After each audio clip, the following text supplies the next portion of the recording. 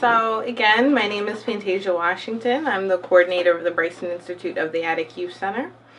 So my story, as it relates to my identities, starts for me probably around 6 or 7 years old, which was the first time that I ever had a crush on anybody.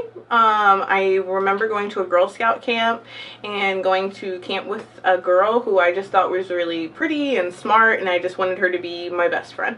That was all I really knew or understood at all about dating or attraction at 7 years old or so. When I was in the 6th grade, so maybe a little bit younger, I heard the term bisexual for the first time. This was the first time that I really had ever heard a word that talked about somebody who was attracted to the same sex or the same gender before. It's the only word I had ever heard. And so when I heard this word, I got super excited. I was like, wow, there's finally a word to talk about how I feel. And so I decided to come out to a small group of my friends, about 3 or 4 friends, as bisexual. And when I came out to them, they were accepting. They said they were accepting, but they told their friends who told their friends, and by the end of the school day, my entire middle school knew that I identified as bisexual.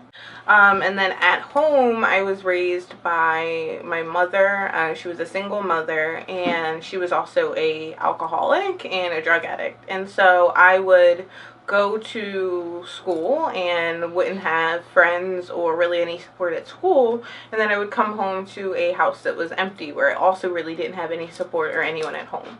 Middle school, there were a lot of students that were homophobic and biphobic and transphobic, but the staff was really accepting. Going into high school, I found that there were a lot of students who were actually very accepting. I found a lot of students who identified as lesbian and bisexual, and even some trans folks as well.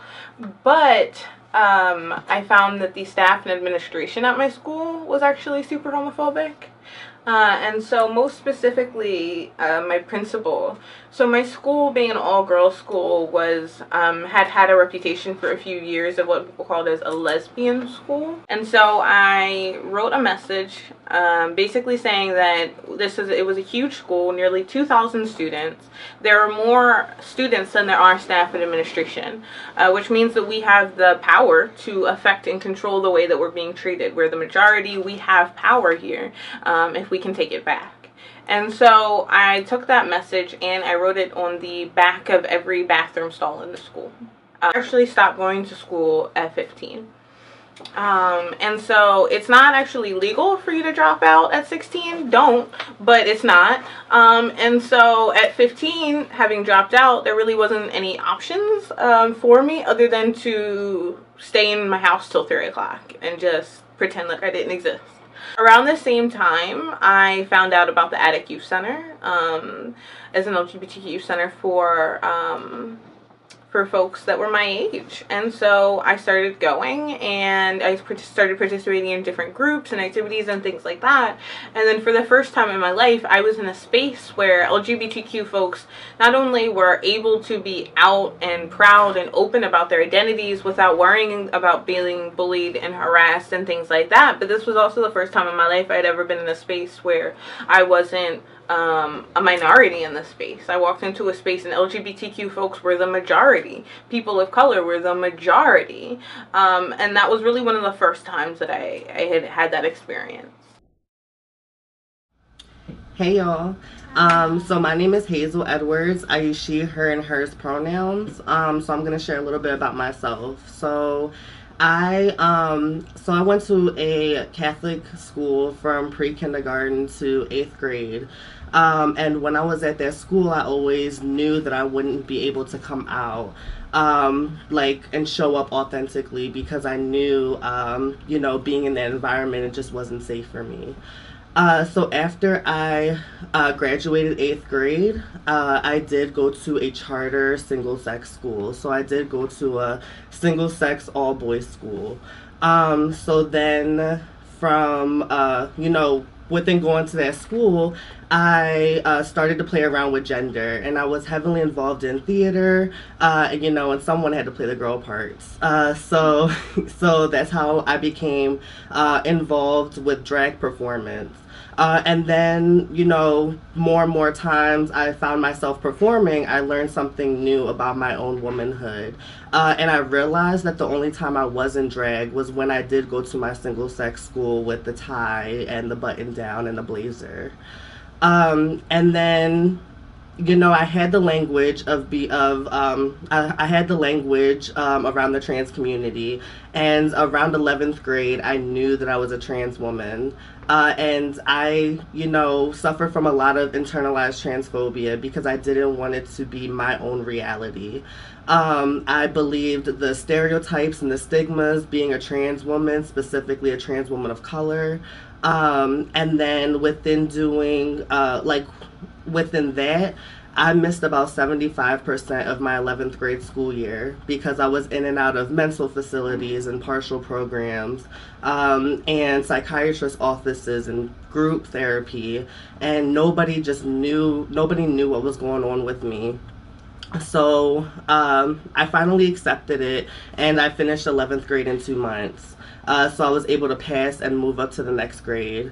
So in the beginning of my 12th grade school year, I came out as a trans woman. I came out to, family, some friends. I came out to my school as well. I came out to a few teachers that I trusted and, some close friends of mine while I was in school.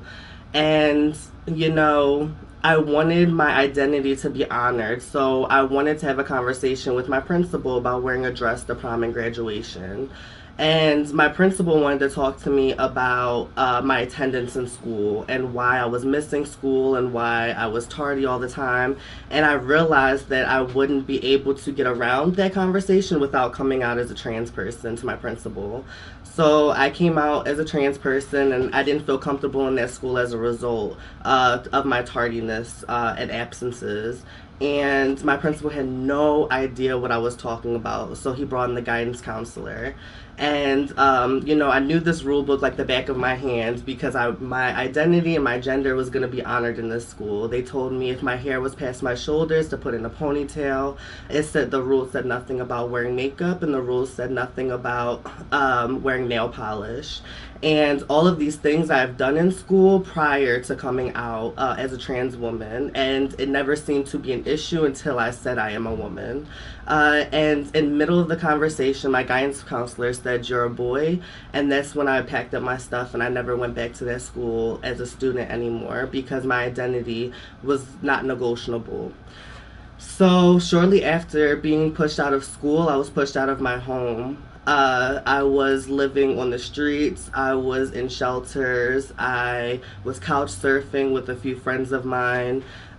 Within being street homeless, I've experienced a lot of things. I've experienced profiling.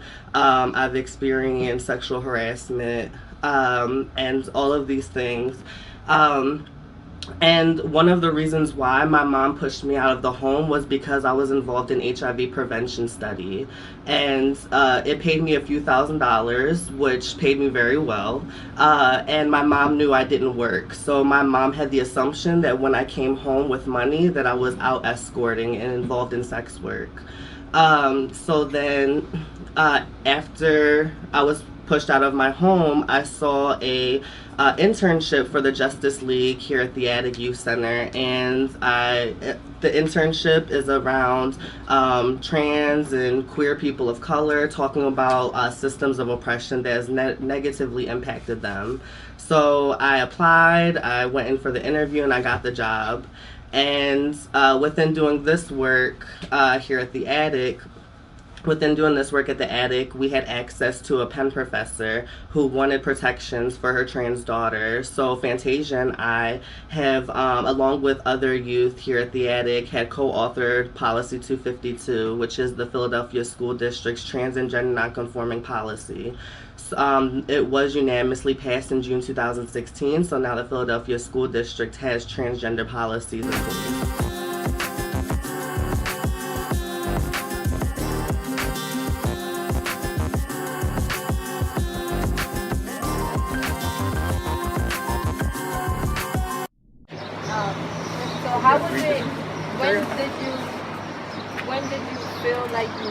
Or yeah, or how did it feel coming out to your parents?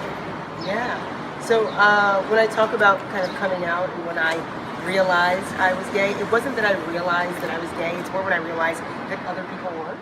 Right. So it's odd to think about it that way, but we only know our own experience, right? So my experience was always just that these are the people that I'm attracted to, and I can find all kinds of different people attractive. This is where I feel my primary attractions are.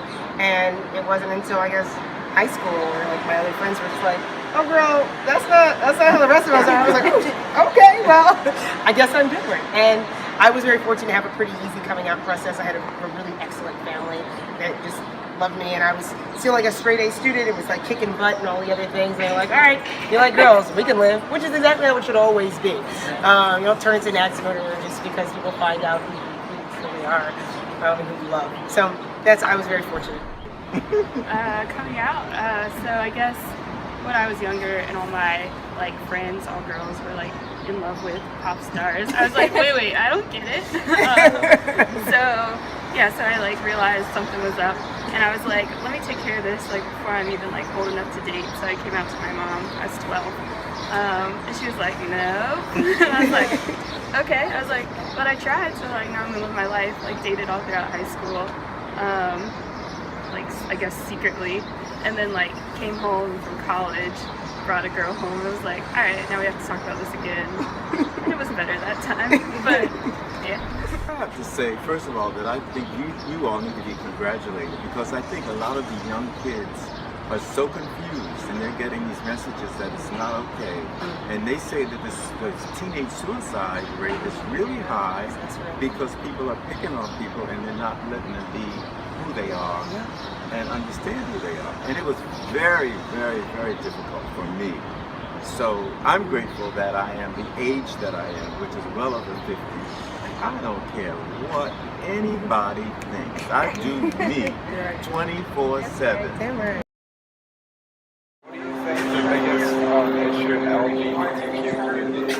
Health concerns.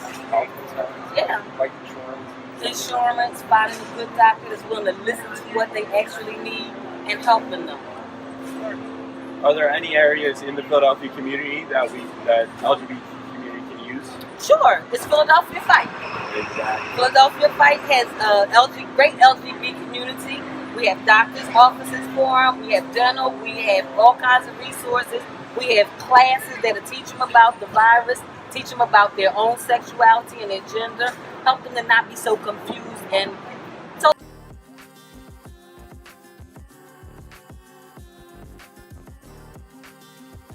Through this process, I've learned so much about the LGBT community, and I think it's really unfair that some people, LGBTQ people have struggled to receive health coverage because of their identity. And one way I could be a better advocate is to participate at the Attic Youth Center and just give my support to the people and do activities with them. Is that people judge them all the time without hearing their side of the story. As a better advocate, I will be more open to the people who are not like me. Through this project, I've learned that many LGBT youth are homeless, and so I wish to educate the parents on how to deal with them coming out. I would be a better advocate by treating people fair and as humans like I want to be treated. I learned that the LGBT community struggles a lot for rights. I could be a better advocate by using preferred pronouns because that's a step to make them comfortable. I can help be an advocate for the LGBTQ community by being an ally to those who are LGBTQ in my school. What I learned about the LGBTQ community is to treat them the same because at the end of the day, we all are human. I can be a better advocate by helping out the attic and getting to know more people around my neighborhood.